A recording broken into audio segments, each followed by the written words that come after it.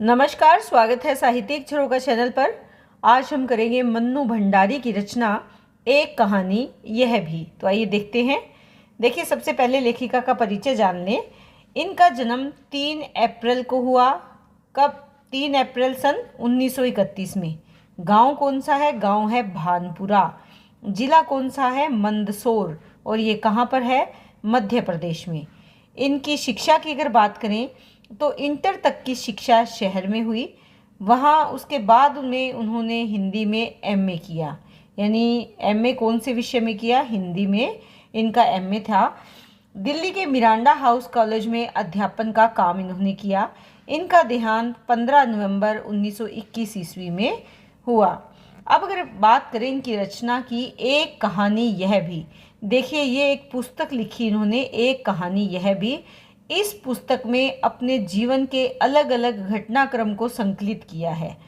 तो कुछ विद्वान ये मानते हैं कि ये उनकी आत्मकथा है, लेकिन मन्नू भंडारी इस बात से इनकार करती है, क्योंकि ये क्रमानुसार उनके जीवन की घटनाएं नहीं है, बल्कि जो जो घटनाएं उनको स्मरण होती रही, वो सब घटनाएं जो उनके जीवन में कोई नया मोड़ लेकर आई या प्रभावशाली जो घटनाक्रम रहा, उसको इसमें शामिल किया है। तो आज हम यहाँ पर इस पाठ का सार करेंगे जो आपकी पुस्तक में दिया गया है। जो आपकी पुस्तक है उसमें केवल एक कहानी यह भी, इसकी एक घटना को शामिल किया गया है। इस पाठ में लेखिका ने अपने जीवन के महत्वपूर्ण तथ्यों को उभारा है। लेखिका का जन्म, जैसा कि हमने पहले बताया, कहाँ हुआ? मध्य प्रदेश के भानपुरा गांव में हुआ। लेकिन उनकी यादें कहाँ से जुड़ी हुई है? अजमेर के ब्रह्मापुरी मोहल्ले से जुड़ी हुई है। वहाँ पर 1-2 मंजिला मकान में पिता के बिगड़ी हुई मनस्थिति से ये कहानी शुरू हुई। आरंभ में लेखिका के पिता कहाँ रहते थे? इंदौर में रहते थे। वहाँ संपन्न तथा प्रतिष्ठित व्यक्ति थे। संपन्न का मतलब धन धान्य कि अच्छा खासा पैसा था उनके पास, सभी साधन उनके पास थे जो जीवन यापन के लिए ज़रूरी होते हैं, और समाज में उनका मान सम्मान भी था। वो कौन सी पार्टी से जुड़े हुए थे? कांग्रेस से जुड़े होने के साथ साथ वो एक समाज सेवी भी थे, यानी समाज सेवा के कार्य से भी जुड़े थे। परंतु किसी के द्वारा धोखा दिए जाने पर वे आर्थिक मुसीबत में फंस गए और इंदौर से कहाँ पर आ गए? अजमेर में आकर उन्होंने रहना शुरू कर दिया। अजमेर में ये 2 मंजिला मकान में रहते थे। अपने ज़माने के अलग अलग तरह के अंग्रेज़ी हिंदी शब्दकोश को पूरा करने के बाद भी उन्हें धन नहीं मिला, यानी बहुत ज़्यादा मेहनत करने के बाद भी वो धन नहीं कमा पा रहे थे, तो उनके जीवन से सकारात्मकता घटती चली गई। देखिए, जीवन में जब अभाव आ जाए और रास्ता कोई नज़र ना आए, इंसान को कोई मार्ग ना दिखे, तो क्या होता है? जीवन नकारात्मक विचारों से भर जाता है, और यही इनके पिता के साथ हुआ।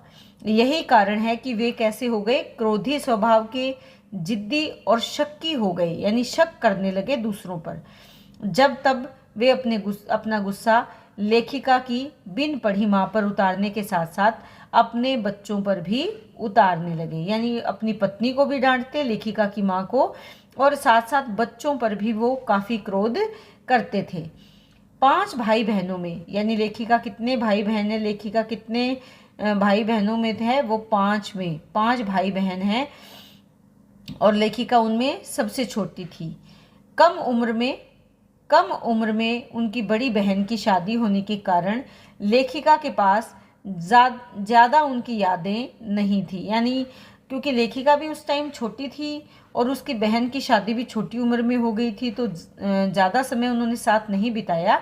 यही कारण है कि उनसे जुड़ी हुई बहुत सारी यादें उनके पास नहीं थी।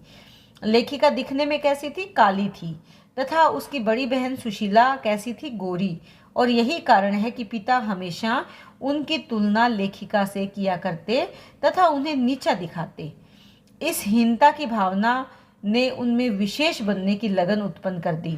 विशेष यानी मैं कुछ ऐसा करूं कि मैं गोरे काले से भी ऊपर हो जाऊं, यानी सब मेरी पूछ करें, मुझे मान सम्मान दें। परंतु लेखकीय उपलब्धियां मिलने पर भी वह इससे उभर नहीं पाई, यानी बहुत ज़्यादा जब लेखिका के रूप में वो प्रसिद्ध हो गई, मान सम्मान उनको मिलने लगा, तब भी उनके मन से ये विचार नहीं निकल पाया। बड़ी बहन के विवाह तथा भाइयों के पढ़ने के लिए बाहर जाने पर पिता का ध्यान लेखिका पर केंद्रित हुआ, क्योंकि पहले एक तो बड़ी बहन थी जिसके साथ वो तुलना करते थे उसकी, दूसरा भाई भी थे। यही कारण था कि लेखिका पर उनका कोई ज़्यादा ध्यान नहीं था। लेकिन ये सब जब चले गए घर से, बड़ी बहन की शादी हो गई, भाई पढ़ने के लिए बाहर चले गए, तब जब लेखिका अकेली घर पर रही तो पिता का ध्यान उस पर केंद्रित हुआ। पिता ने उन्हें रसोई में समय खराब न कर देश दुनिया का हाल जानने के लिए प्रेरित किया। यानी पिता ये चाहते थे कि वो रसोई में खाना बनाने में अपना समय खराब ना करे, अर्थात वो उसे व्यर्थ या बेकार का काम समझते थे, क्योंकि उसमें समय बहुत ज़्यादा लगता है। घर में जब कभी विभिन्न राजनीतिक पार्टियों के जमावड़े होते और बहस होती तो लेखिका के पिता उन्हें उस बहस में बैठाते। यानी लेखिका के पिता लड़कियों के प्रति कैसे विचार रखते हैं, सकारात्मक विचार रखते हैं और उनके उन्नति के मार्ग पर चलना चाहिए उनको, इस प्रकार के उनके विचार हैं। यही कारण है कि वो उसे रसोई घर में काम ना लगाकर देश दुनिया के बारे में जानने के लिए प्रेरित करते, और घर में जब राजनीतिक पार्टियों के लोग इकट्ठे होते और बातचीत करते तो लेखिका को भी उनके पिता वहां बैठाते, जिससे उनके अंदर देशभक्ति की भावना जगी। 1945 में सावित्री गर्ल्स कॉलेज के प्रथम वर्ष में हिंदी प्राध्यापिका शीला अग्रवाल, ये नाम आप ज़रूर याद रखेंगे क्योंकि ये दो ही पात्र हैं, एक तो लेखिका के पिता और दूसरा उनकी प्राध्यापिका शीला अग्रवाल, जिन्होंने लेखिका के जीवन को बहुत ज़्यादा प्रभावित किया। इन्होंने लेखिका में न केवल हिंदी साहित्य के प्रति रुचि जगाई बल्कि साहित्य के सच को जीवन में उतारने के लिए प्रेरित भी किया। यानी साहित्य में सत्य या जीवन सत्य कितना महत्वपूर्ण है उस बात के लिए भी उन्हें जागृत किया। सन 1946-47 के दिनों में लेखिका ने घर से बाहर निकलकर देश सेवा में सक्रिय भूमिका निभाई। हड़तालों, जुलूसों व भाषणों में भाग लेने से छात्राएं भी प्रभावित होकर कॉलेज का बहिष्कार करने लगी। यानी कॉलेज छोड़कर आंदोलनों में वो हिस्सा लेने लगी।